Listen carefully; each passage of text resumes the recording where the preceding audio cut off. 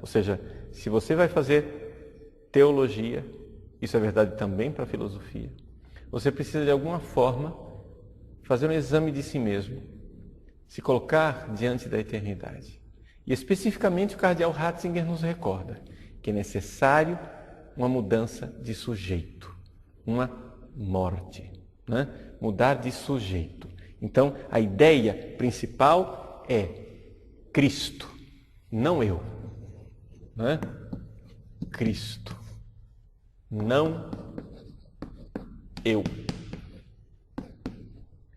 É assim que a gente pode fazer teologia, se nós entrarmos nesse Cristo que é a igreja, esse sujeito que é a igreja. A igreja, desde o início, teve essa dificuldade de gente que queria entrar dentro da igreja, mas não queria morrer, não queria essa mudança de sujeito, né? Então nós vamos hoje tratar de dois assuntos, o gnosticismo e o arianismo. O primeiro assunto, gnosticismo, é uma exemplificação disto que nós vimos na aula passada. Pessoas que quiseram entrar na igreja, mas não quiseram morrer. Pessoas que quiseram entrar na igreja, mas quiseram trazer consigo uma filosofia pagã. Vejam o que é que diz Santo Irineu para nossa orientação. Ele diz assim, que a igreja, mesmo espalhada por todo o mundo, guarda com cuidado a pregação e a fé, como se morasse numa só casa. Olha que linguagem poética bonita. Nós somos espalhados no mundo, mas nós moramos numa só casa, que é a igreja.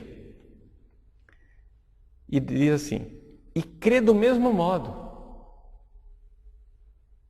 Eu estou aqui em Cuiabá, você está aí na sua casa. A gente crê do mesmo modo como se possuísse uma só alma e um só coração. O que está no meu coração está no seu. Existe concórdia, o coração está junto. O meu, o seu, o do Papa Bento XVI, o dos santos através dos séculos, nós cremos na mesma coisa. Unanimemente as prega e ensina e entrega como se possuísse uma só boca. Não é? E assim, embora pelo mundo sejam diferentes as línguas, o conteúdo da tradição é idêntico.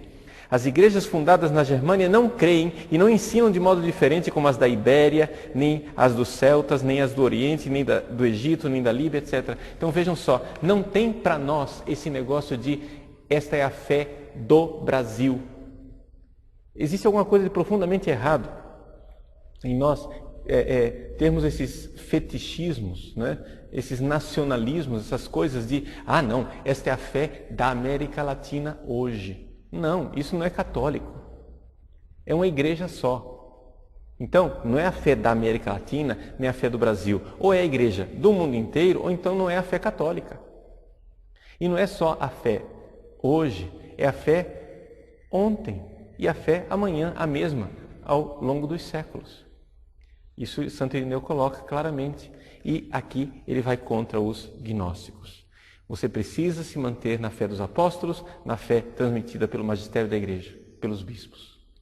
E Santo Irineu, no seu livro, ele inclusive faz uma lista dos sucessores de São Pedro, fazendo uma lista dos papas, para mostrar, veja, é a mesma fé de Pedro lá atrás, é a fé que nós cremos hoje. É a tradição apostólica ao longo dos séculos com o magistério dos papas, dos bispos. Pois bem, essa realidade era refutada pelos gnósticos. Os gnósticos, eles usavam artimanha e diziam assim, vejam, Jesus, no Evangelho de São Marcos, ele diz que ensinava ao povo com parábolas, mas depois, privadamente, ele ensinava secretamente o significado das parábolas para os seus discípulos. Nós sabemos o significado secreto. Os bispos são esses ignorantões, né? Esse pessoal ignorante que não sabe o segredo de Cristo, mas nós somos os gnósticos, os iluminados, nós temos a iniciação, nós sabemos o que Cristo realmente ensinava. Então vejam que nós temos aqui um fenômeno que está na igreja ainda hoje em ação.